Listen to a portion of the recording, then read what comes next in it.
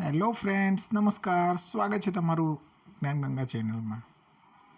આજનો આપણો વિડીયો છે નવોદય વિદ્યાલય એક્ઝામ 2026 પાર્ટ 2. જો ચેનલ પર નવા હોય તો ચેનલને સબસ્ક્રાઈબ કરવાનું ભૂલતા નહીં.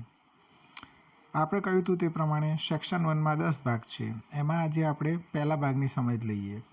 તો અહીંયા ક્વેશ્ચન 1માં તમારે જુદી પડતી આકૃતિ શોધવાની છે. 4 આકૃતિ આપી છે, એમાંથી કઈ જુદી પડે છે બાળકો? પહેલો ઊંધો એલ છે, બીજો ઊંધો આર છે, ત્રીજો કે ઊંધો છે, એસ છે. તો અહીંયા એસ એ સાચો જવાબ છે, કેમ કે પહેલા 3 અક્ષર ઊંધા છે, એ મિરર ઇમેજ છે. પ્રશ્ન 2,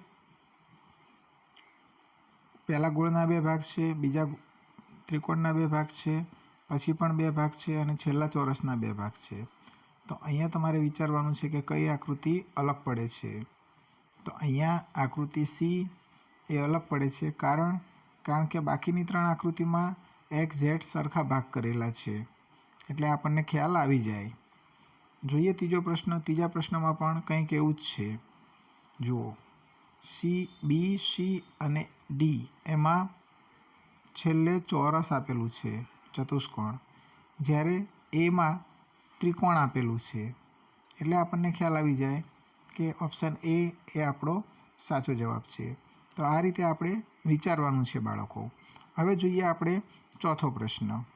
ચોથા પ્રશ્નમાં પણ એ, બી, સી, ડી 4 ઓપ્શન છે. એમાંથી પહેલા ઓપ્શનમાં 90 ડિગ્રી છે, 90 અંશનો ખૂણો, બીજા ઓપ્શનમાં પણ 90 અંશનો ખૂણો, ત્રીજા ઓપ્શનમાં પણ 90 અંશનો ખૂણો અને ચોથા ઓપ્શનમાં 90 કરતાં વધારે છે, એટલે ઓપ્શન ડી એ આપણો સાચો જવાબ છે. તો ફ્રેન્ડ્સ, આવા પ્રશ્નો પૂછાય છે. જો વિડીયો પસંદ આવ્યો હોય તો લાઈક કરો, ચેનલને સબસ્ક્રાઈબ કરો, જેથી કરીને નવા વિડીયોઝના નોટિફિકેશન તમને મળતા રહે.